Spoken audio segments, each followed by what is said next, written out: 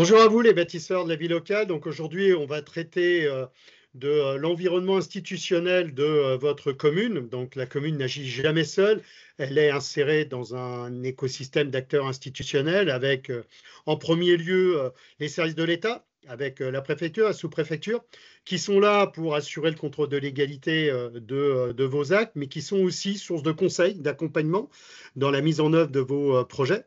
Donc vous avez toute une série d'actes que vous devez transmettre, bien sûr, au contrôle de légalité de votre préfecture, le budget, un certain nombre de délibérations en matière de ressources humaines, notamment en matière d'urbanisme, et tout ce qui va être aussi marché public à partir d'un certain seuil. Et il ne faut pas hésiter non plus à les solliciter sur des demandes de subventions, sur des questions de sécurité également.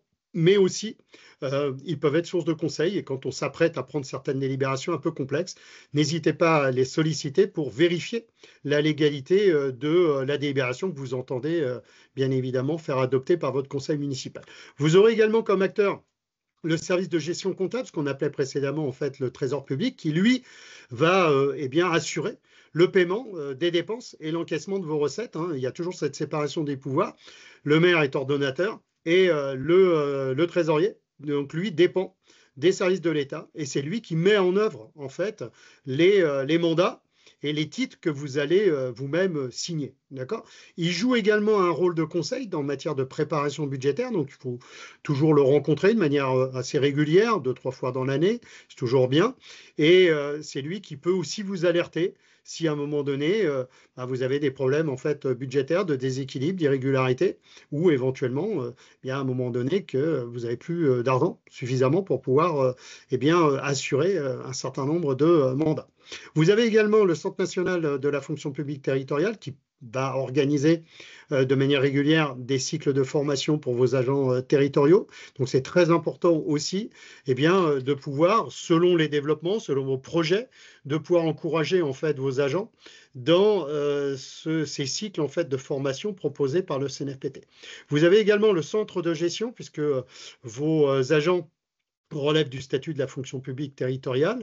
Vous avez un certain nombre d'instances paritaires qui permettent de pouvoir assurer le suivi de la carrière de vos agents, que ce soit en avancement, si malheureusement c'est nécessaire également en termes de conseil de discipline.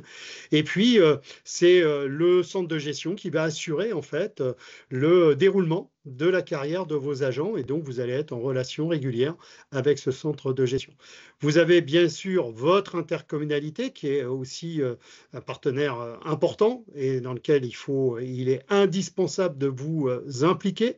Le département, la région, également, qui sont des cofinanceurs, mais qui peuvent développer aussi des projets spécifiques dans le cadre de leurs compétences sur votre propre collectivité.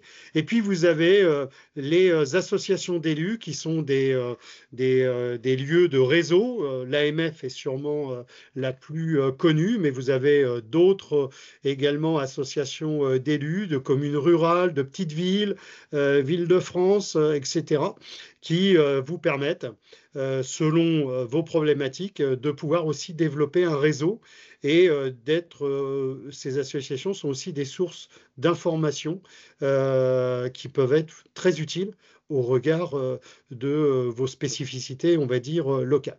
Et puis, vous avez un certain nombre d'acteurs locaux, les chambres consulaires, que ce soit la Chambre des commerces et de l'industrie, les chambres des métiers, la CAF, si vous avez des projets dans le domaine de la petite enfance ou tout ce qui va être également enfance et jeunesse, vos bailleurs, vous avez sûrement peut-être des bailleurs sociaux sur le territoire de votre commune, c'est bien de les rencontrer, c'est bien de faire le point, de manière à pouvoir leur faire comprendre aussi vos choix, la trajectoire que vous entendez en fait présenter à vos administrés, donc quelle est la trajectoire de votre commune, de manière à ce qu'eux-mêmes puissent peut-être adapter aussi leurs réponses et que vous avanciez tous en fait dans la même direction. Donc nos quelques conseils à vous, candidats, c'est de nouer des relations très vite, dès le début du mandat.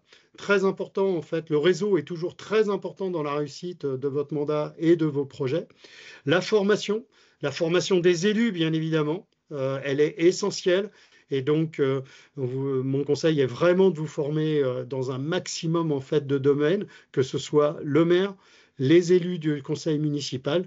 Et je dirais que toutes les formations sont utiles, quel que soit le type de délégation qu'on va se voir confier. La formation dans tous les domaines, elle est quasi indispensable et nécessaire pour bien comprendre en fait le fonctionnement et tous les rouages de la collectivité. Vous inscrire naturellement aux communications des associations, que ce soit l'AMF ou celles qu'on a listées précédemment, et surtout ne pas hésiter à participer à toutes les réunions qui peuvent vous être proposées, que ce soit en préfecture, vos sous-préfectures. Elles sont toujours source importante. N'oubliez pas que vous êtes aussi un partenaire de l'État, malgré la libre administration des collectivités territoriales, mais une collectivité, on ne peut pas mener en tout cas un projet sans l'accompagnement des services de l'État. En tout cas, voici le conseil. Voilà sur ces quelques conseils et bonne continuation et à très vite.